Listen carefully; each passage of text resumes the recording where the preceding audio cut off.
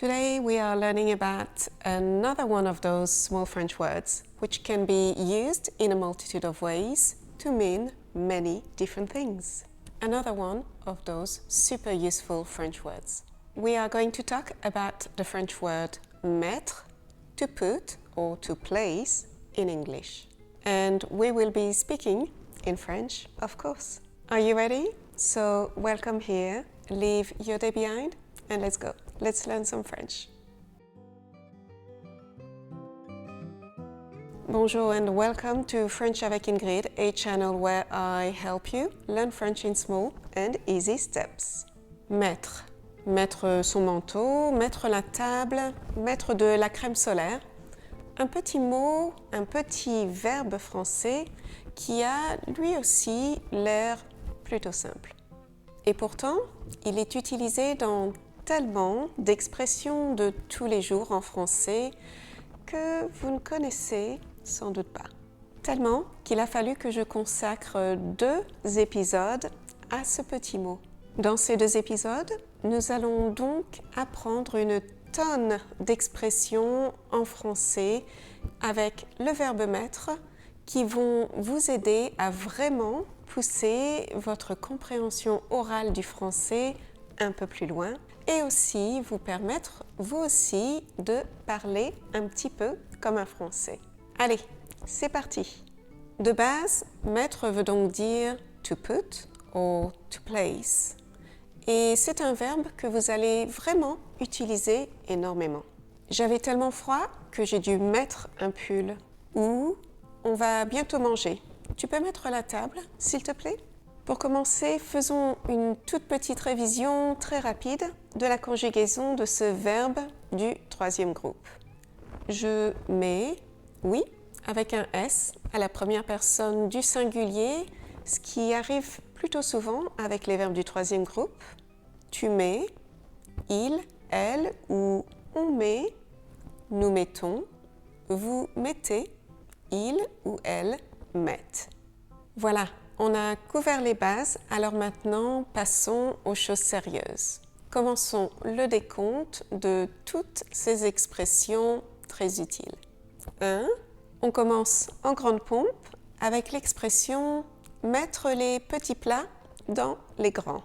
Quand on met les petits plats dans les grands, on fait un effort particulier pour essayer d'impressionner ou de faire plaisir à quelqu'un. C'est souvent dit en relation avec un repas ou quand on a des invités à manger ou à dîner, mais pas que. En fait, on le dit pour toutes sortes d'efforts. Mon amoureux a vraiment mis les petits plats dans les grands pour notre 3e anniversaire. J'ai été très gâtée. Ou, eh ben, vous avez vraiment mis les petits plats dans les grands pour l'arrivée de ta belle-mère. 2. On peut se mettre à faire quelque chose et ça veut dire commencer à faire quelque chose. Il s'est mis à pleuvoir dès que nous sommes allés dehors. Ou, je me mets à la cuisine tout de suite, sinon on va manger beaucoup trop tard. Donc, je commence à préparer le dîner tout de suite. Ou, elle s'est mise à pleurer dès le début du film. Elle a commencé à pleurer dès que le film a commencé. 3. On peut mettre quelqu'un au courant et on fait ça quand on veut donner des informations à quelqu'un, quand on veut donner les dernières nouvelles ou de nouvelles informations à quelqu'un qui ne les connaît pas. Comme par exemple, les employés ont été mis au courant des difficultés budgétaires de leur société. 4. Mais par contre, on dira mettre quelque chose à jour.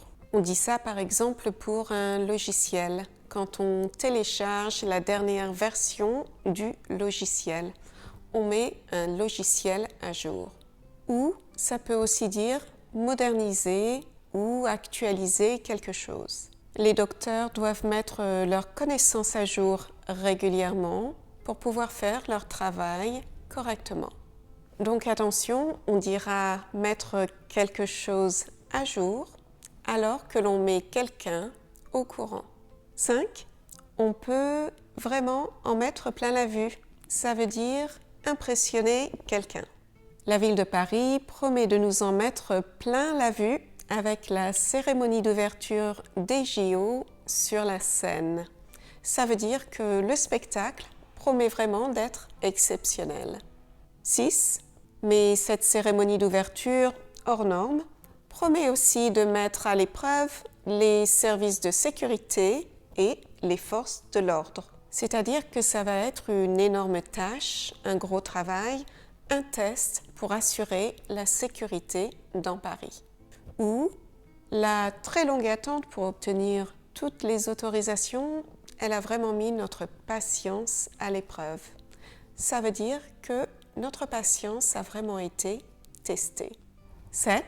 On peut mettre du temps ou mettre un temps fou. Mais tu en as mis du temps pour arriver jusque chez moi? Oui, il y avait des travaux sur la route, ça m'a pris 2 fois plus de temps que d'habitude. Ou j'y ai mis du temps ou j'ai mis un temps fou, mais j'ai enfin appris à nager. Ça veut dire qu'il a fallu que j'y passe beaucoup de temps, mais que j'ai enfin appris à nager. 8. Et d'ailleurs, on peut aussi mettre une plombe pour faire quelque chose, et ça, c'est plutôt familier. Il met toujours une plombe pour se préparer. J'en ai vraiment marre de l'attendre. Et dans ce cas-là, ça veut vraiment dire mettre trop de temps ou mettre plus de temps qu'il n'est acceptable. 9. On peut aussi mettre quelqu'un à contribution. Ça veut dire faire participer quelqu'un à une tâche ou une activité à laquelle cette personne ne devait pas forcément participer. Donc, si vous avez invité quelqu'un à dîner, par exemple, vous pourriez lui dire « Tiens, je te mets à contribution. Tu peux m'ouvrir cette bouteille de vin pendant que je finis de mettre la table ?» 10. Vous pouvez mettre quelque chose en valeur, c'est-à-dire améliorer le profil de quelque chose, rendre quelque chose encore plus attractif. Les exposants mettent vraiment en valeur leurs produits dans ce salon. Ils les présentent d'une façon qui les rend vraiment encore plus attractifs. Ou alors, la couleur de ce pull, elle met vraiment tes yeux en valeur. Elle rehausse vraiment la couleur de tes yeux. 11. Si vous avez beaucoup de travail à finir, il faut vraiment en mettre un coup. En mettre un coup, ça veut dire redoubler d'efforts pour finir quelque chose ou pour arriver à faire quelque chose. Comme par exemple, il faut que j'en mette un coup si je veux finir à l'heure ce soir. Donc, il faut vraiment que je me concentre ou que je redouble d'efforts pour travailler efficacement pour arriver à terminer mon travail. 12. Et puis, toujours dans le domaine du travail, on peut mettre quelqu'un à la porte. Ça veut dire licencier quelqu'un. Il a été mis à la porte pour faute grave.